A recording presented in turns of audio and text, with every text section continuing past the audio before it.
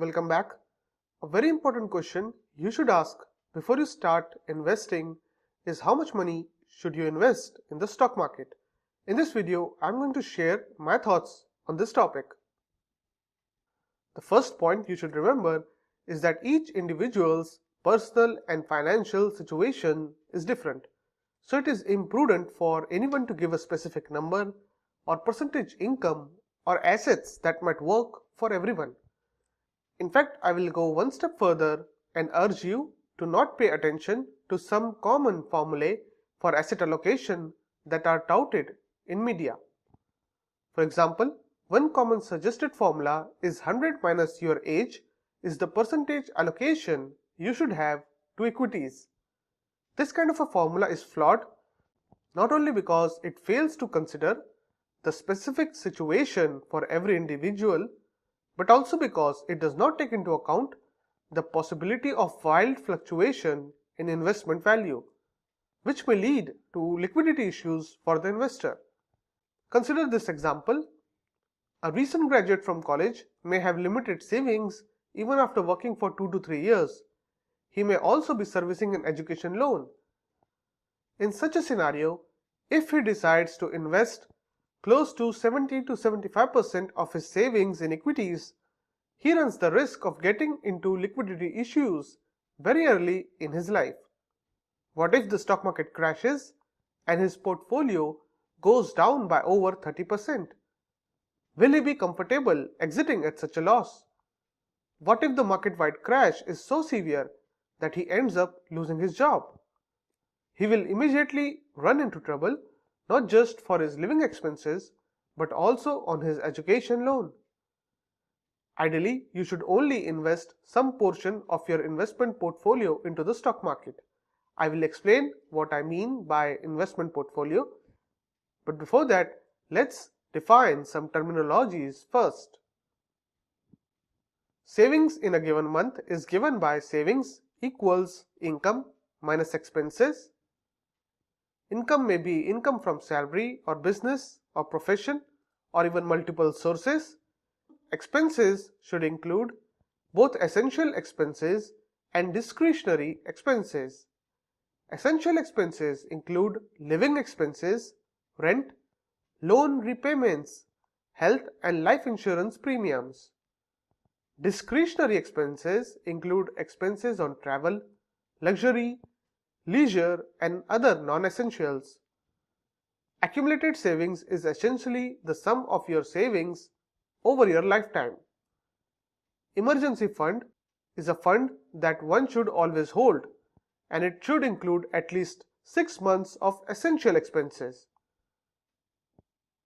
If your accumulated savings is less than your required emergency fund, then your first priority should be to build up your emergency fund. Hence, most of your monthly savings should go to your emergency fund first. Needless to say, no part of your emergency fund should be invested in equities. In case your accumulated savings is greater than emergency fund, then the excess of accumulated savings over your emergency fund value is your investable surplus. Before you decide on the percentage of investable surplus that can be invested in equities, you need to figure out your foreseeable fund requirements over next 2 to 3 years. For example, if you know that you would require a sum of money in the next 1 to 2 years, say for meeting some obligations, then this amount should also not be invested in equities as equity returns are volatile. This fund requirement must be invested in products which provide fixed returns.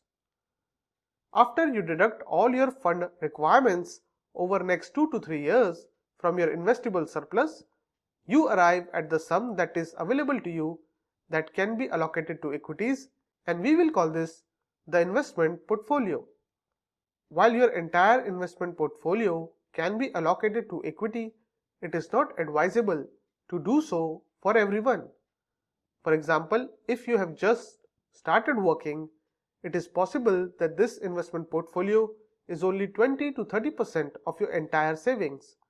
In such a case, it may be possible to allocate this entire capital to equities, On the other hand, if you are in your early 50s, it is possible that your investment portfolio is more than 60 to 70% of your entire savings.